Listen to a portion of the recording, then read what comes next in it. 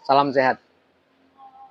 Pada second part ini kita bahas lanjutan tentang impotensi yang sudah saya bahas pada the first part. Nah, di lanjutan ini saya sampaikan bahwa impotensi berdasarkan gangguan pada tubuh juga ada dua. Yang pertama, gangguan fisik, dan yang kedua, gangguan psikis. Gangguan fisik ini adalah penyakit-penyakit pada tubuh yang akhirnya menyebabkan gangguan impotensi, gangguan kemampuan ereksi atau gangguan kemampuan mempertahankan ereksi. Penyakit apa saja? Hipertensi atau darah tinggi. Tentunya darah tinggi yang tidak terkontrol, yang kadang naik, turun, naik, turun. Karena apa? Karena tidak minum obat secara rutin. Yang kedua, penyakit diabetes mellitus atau kencing manis.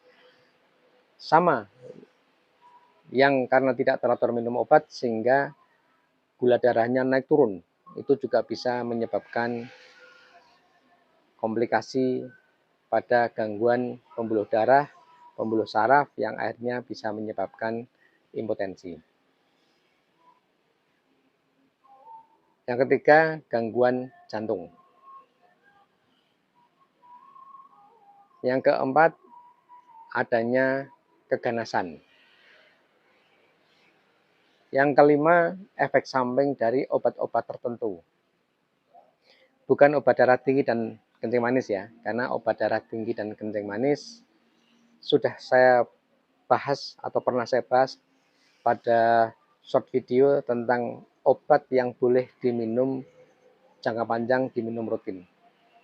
Artinya darah tinggi dan kencing manis ini adalah obat yang harus diminum rutin. Kalau tidak minum rutin, maka darah tingginya naik atau gula darahnya naik, maka bisa menyebabkan komplikasi macam-macam. Termasuk salah satunya adalah gangguan pembuluh darah dan gangguan saraf yang bisa berefek pada terjadinya impotensi. Apalagi selain tadi yang saya sampaikan tadi, tentunya adalah kebiasaan merokok, kebiasaan minum alkohol, itu juga bisa. Dan banyak penyakit yang bisa menyebabkan komplikasi pada gangguan pembuluh darah dan saraf yang akhirnya bisa menyebabkan kemampuan untuk ereksi, kemampuan untuk mempertahankan ereksi menurun atau terjadinya impotensi.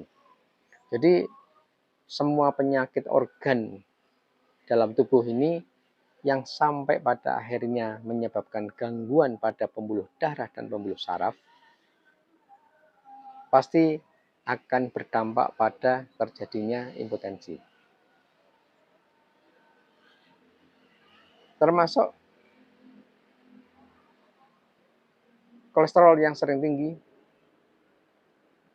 trigliserid yang sering tinggi, itu juga bisa. Jadi di mana suatu ketika pembuluh darah itu terjadi penyempitan. Bisa karena adanya lapisan pembuluh darah ini yang menebal sehingga akhirnya lumen atau lubang ini menyempit. Bisa juga karena adanya gangguan benda asing yang mengalir, yang ikut aliran darah, yang sehingga akhirnya menyebabkan tersumbatnya pada organ tertentu. Itu juga bisa.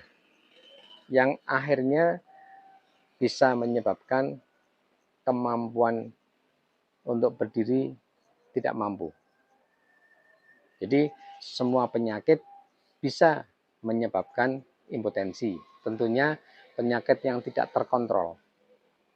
Tetapi penyakit yang terkontrol, insya Allah aman. Seandainya toh tidak bisa ereksi kenceng, tetapi masih bisa penetrasi. Nah, tapi nanti ada sesi lain yang akan saya bahas tentang bagaimana cara hubungan yang baik pada orang yang sakit. Karena pada orang gangguan jantung tentunya aktivitas saja bisa menyebabkan sesek, tidak bisa beraktivitas, apalagi untuk melakukan hubungan suami istri pasti tidak mungkin. Nah, ada triknya nanti pada sesi-sesi yang lain. Ini kita bahas tentang impotensi dulu. Ya, jadi tadi itu ya, berdasarkan gangguan pada organ tubuh ada dua. Yang pertama gangguan fisik, tadi yang akhirnya semua penyakit bisa menyebabkan impotensi. Dan yang kedua adalah gangguan psikis. Gangguan psikis ini apa? Gangguan pada pola pikir, gangguan karena psikisnya, sehingga orang ini tidak punya kemampuan untuk bisa ereksi karena faktor pikiran. Sebetulnya dia mampu, tapi karena memang rangsangan seksualnya atau libidonya tidak ada, sehingga otomatis adem ayem saja. Diutak-utik nggak bisa bangun, karena memang pola pikirnya lagi ya mungkin males, dan akhirnya kemampuan atau keinginan untuk ke arah hubungan kurang. Sehingga ketika diupayakan oleh pihak istri, dirangsang dan sebagainya, justru malah memberatkan pikirannya, yang akhirnya semakin tidak mampu untuk ereksi. Jadi pada orang yang gangguan karena psikis, tidak mampunya adalah hanya karena faktor pikiran, karena faktor psikisnya. Bukan pada gangguan pembuluh darah dan sarafnya sehingga tidak mampu. Beda ya dengan yang tadi karena gangguan organ atau penyakit. Sehingga orang gangguan psikis ini atau orang yang mudah cemas, orang yang terlalu berpikir terlalu dalam, apa-apa sedikit dipikir secara kencang, biasanya bisa menyebabkan impotensi. Tapi begitu impotensinya, begitu gangguan psikisnya ini bisa terkoreksi, bisa diobati, sehingga dia punya kemampuan untuk hidup dalam hal urusan seksual, maka bisa kembali normal. Jadi untuk yang karena gangguan psikis, ini obatnya adalah harus dengan dokter ahli jiwa.